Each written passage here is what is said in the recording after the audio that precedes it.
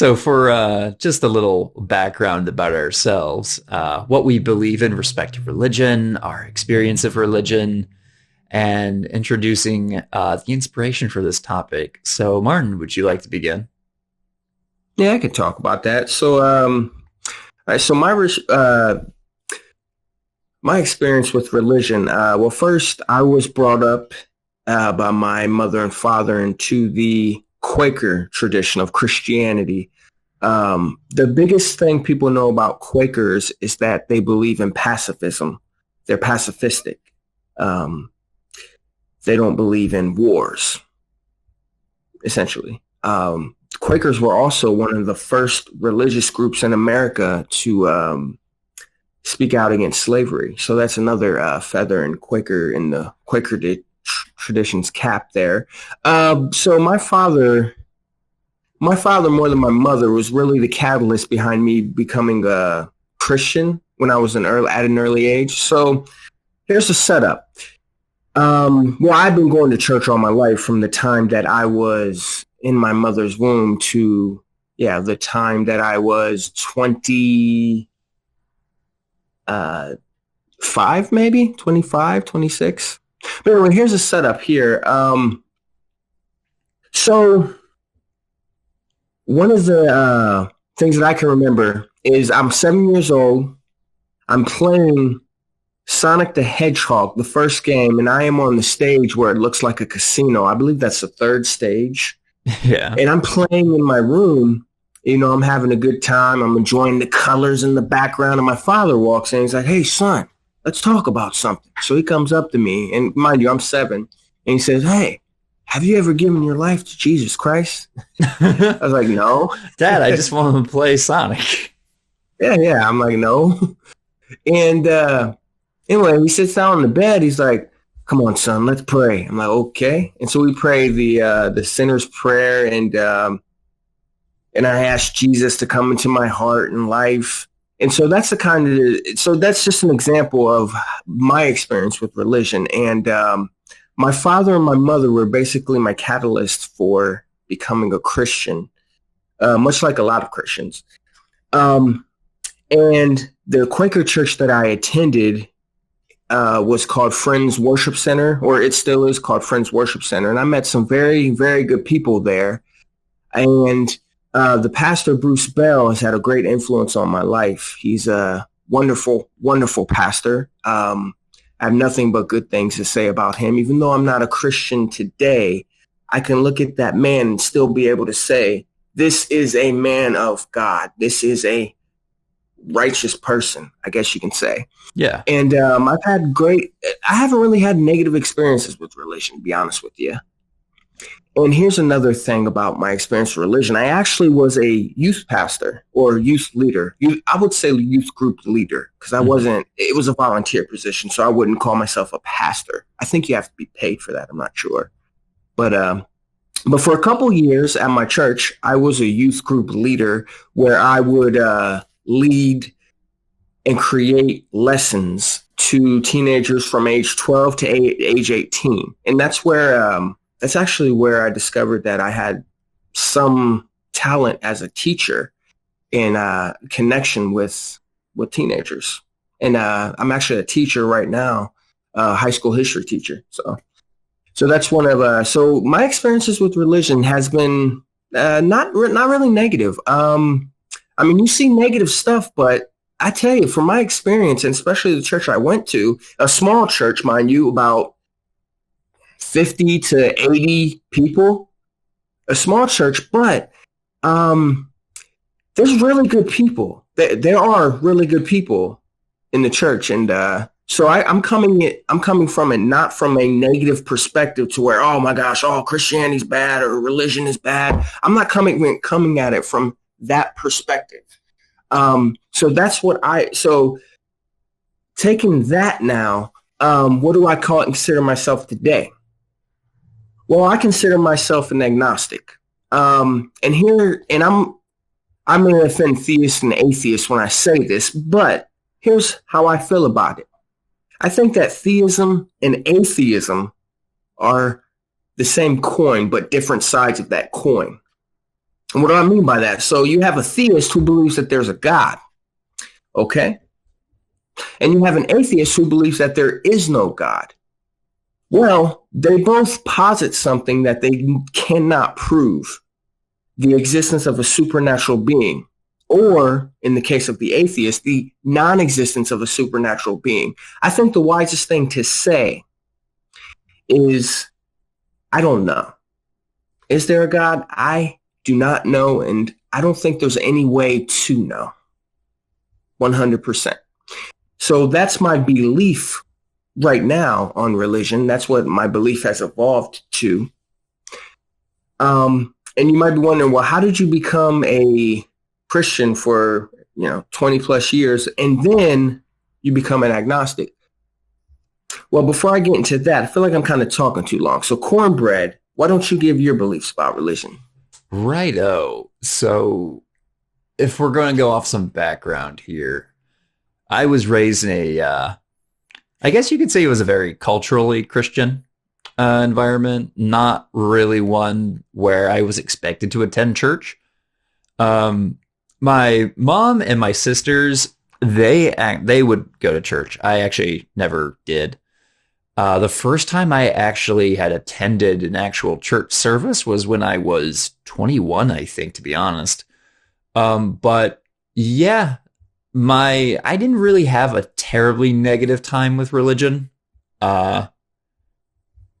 When I was younger, though, I would say about maybe age 9 or 10, I was it's quite the story. This is my first real negative experience with religion, unless you consider teaching the idea of hell to your children as negative, which I kind of do, to be honest. But yeah. Anyway, so when I was about 9 or 10 years old, it's late at night, probably around like 11 p.m. I'm watching the History Channel. And this was a time like early 2000s when the media, for whatever fucking reason, was obsessed with topics about Armageddon and the apocalypse and Nostradamus and all that crap. So when I'm watching this program and it has these guests who are speaking on the topic of the apocalypse, specifically the apocalypse described in the Book of Revelation, which, if you are familiar with that subject, it's a pretty trippy read. I had no idea this was actually in the Bible at the time. Neither did my family. Like I said, we were cultural Christians. We were not particularly well-read and studied Christians. Anyway, as I'm learning more and more about this, I hear this stuff about how the world will be destroyed in this great cataclysm. There will be great persecution, all this very horrible, terrible stuff, which was a great intrusion of my reality. They really described in detail some of the more metaphorical language in the book Revelation, which at that time I was taking literally.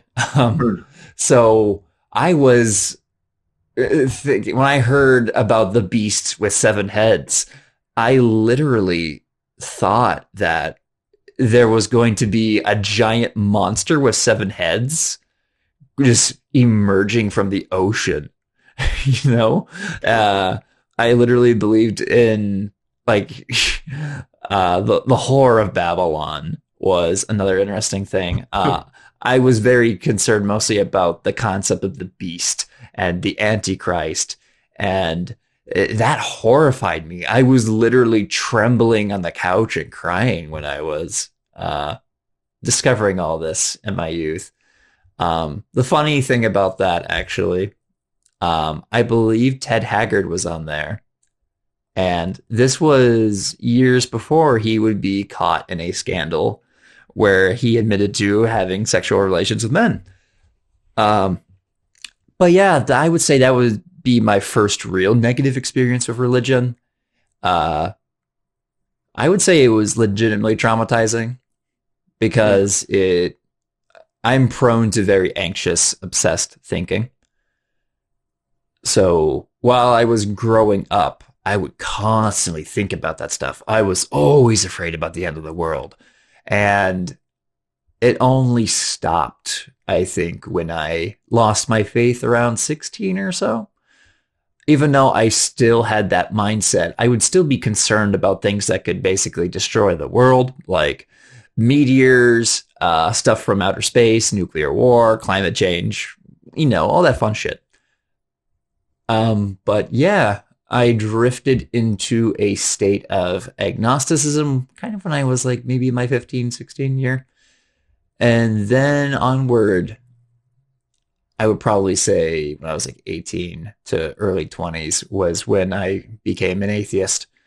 Um, I don't really use the term atheism in a way that I would describe as positive atheism, which would be something like I know there is no God or no gods exist. I would say my atheism is what we call the weak atheism or the implicit atheism, where I do not hold the belief that any gods exist, but I don't hold to the truth claim that no gods exist.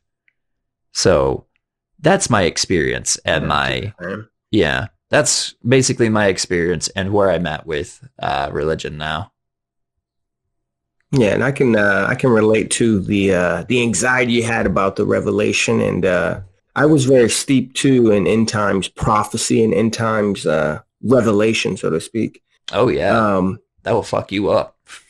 my father actually uh, my father actually had this book called The Late Great Planet Earth by Hal Lindsey, Yeah, and this book terrified me.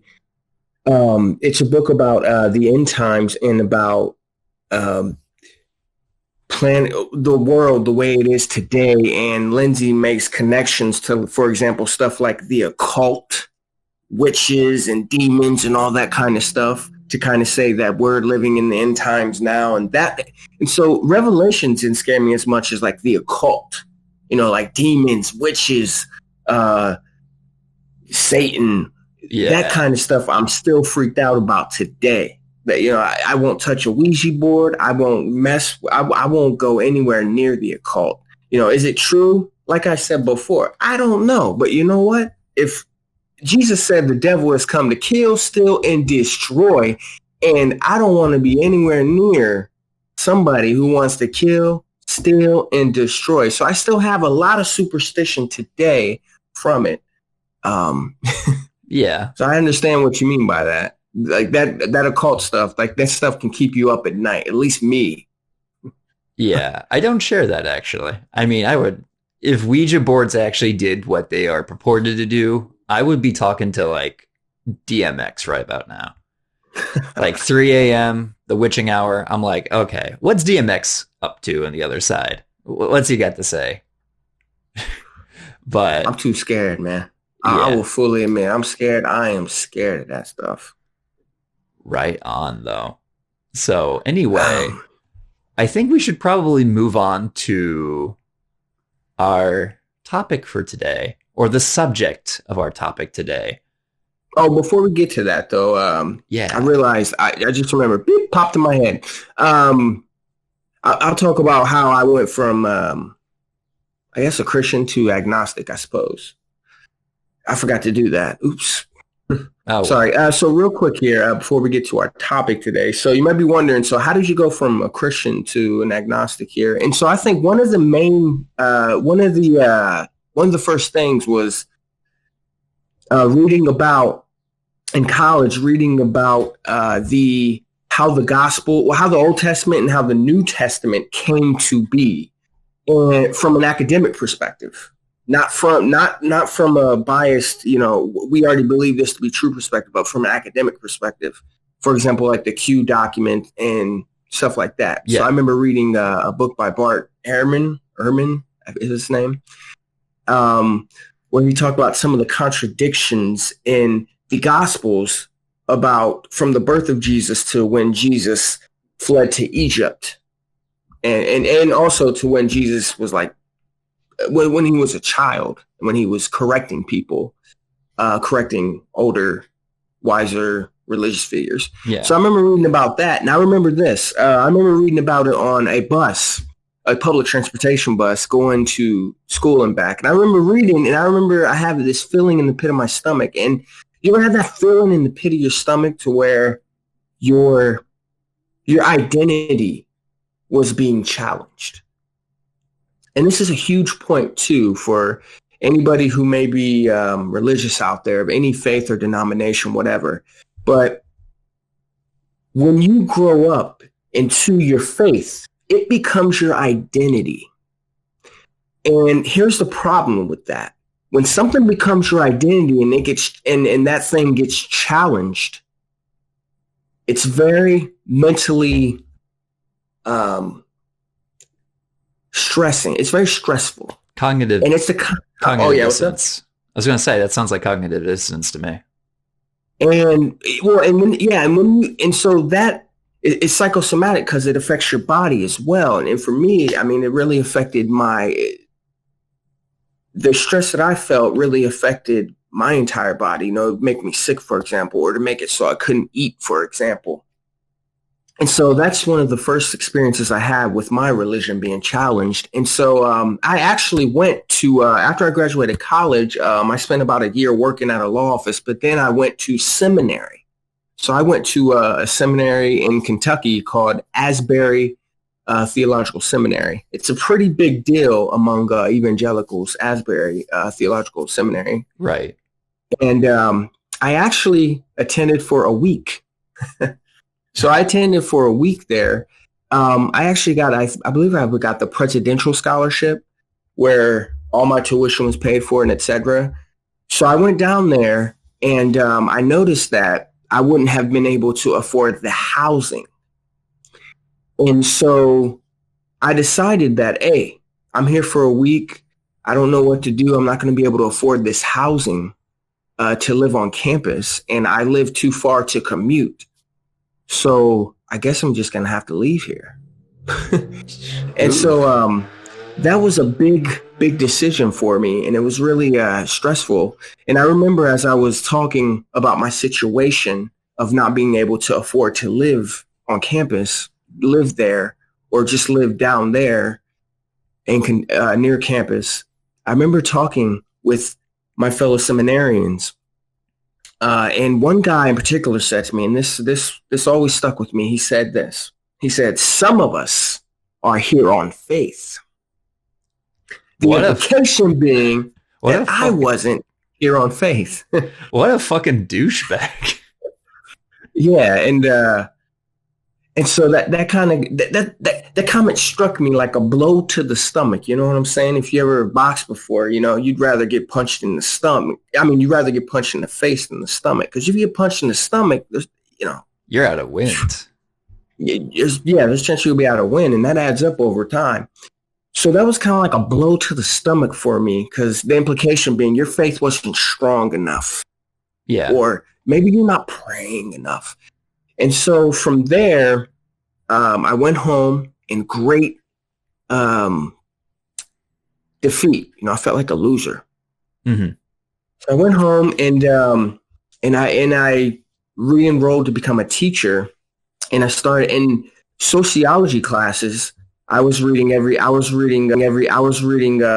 from modern day Chomsky to all the way to back to Dr. King, Dr. Martin Luther King Jr., to all the way back to Adam Smith and Karl Marx, to get a lot of balance there.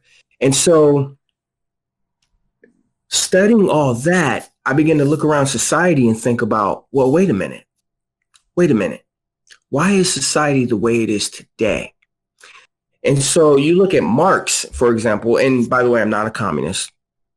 So don't try to say I'm a communist. Only one of us is a communist here. Huh? Only one of us is a communist here. Yeah, I'm more balanced, you know. But anyway, I was reading Marx, and Marx says religion is the opiate of the people. And then so I'm reading stuff like that. And I'm also reading about Dr. Martin Luther King Jr. and his struggle beyond the I Have a Dream stuff. And, the Dr. King, he talked about why Black Americans couldn't wait anymore for their rights. Yeah. That they were promised all the way back in 1865. So the Birmingham Letter in 1963, so Dr. King in the Birmingham Letter of 1963, he is addressing his critics from white faith leaders. He's addressing his critics who says, you know what? Wait, Dr. King, don't march. Don't make a scene. Wait. And Dr. King was talking about, why should I wait? Why should we wait? Yeah. Because injustice anywhere is an injustice everywhere. And so I began to apply that kind of thinking to religion. I thought, wait a minute. The reason why society is the way it is today, well, one of the reasons why, because, the many causes, many effects, but one of the reasons why there's a lot of injustice in the world today is that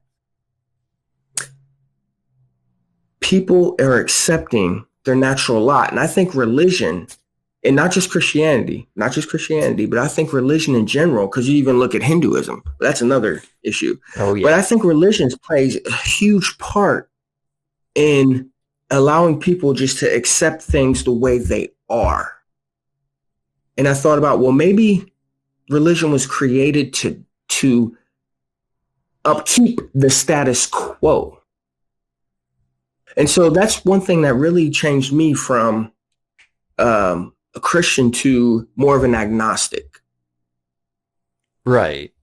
I mean, a lot of religions typically will employ, and I'm not saying this, they all do this, but for a lot of people, religious explanations of how the world is the way it is usually falls under a kind of fallacious mode of thinking, I think. Something that we would call the just world fallacy. Mm-hmm. And it usually describes, the world and everyone's position in the world, certain forms of hierarchies as essentially being justified, or in some ways, saying everything is in the hands of God or whatever. It not only removes your agency to do anything about it, it also kind of implies that things are the way they are because God or some other force has ordained them to be such.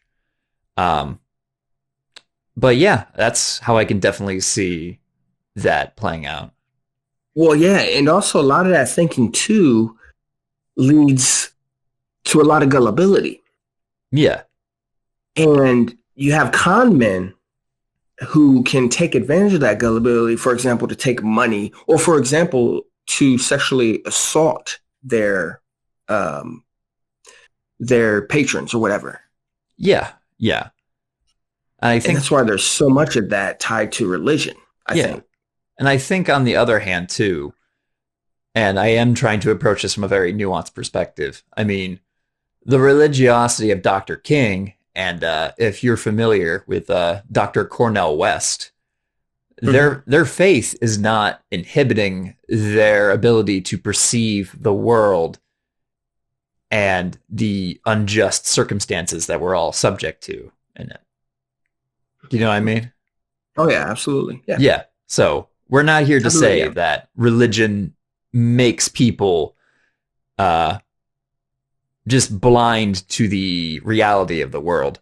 But in a lot of cases, there are many examples of religion actually contributing to that sense of blindness, that gullibility, what have you, which I think this would be a good time to transition to our subject for today. Oh, absolutely. Yeah. Yeah. Lest we talk too much about ourselves and our own experiences.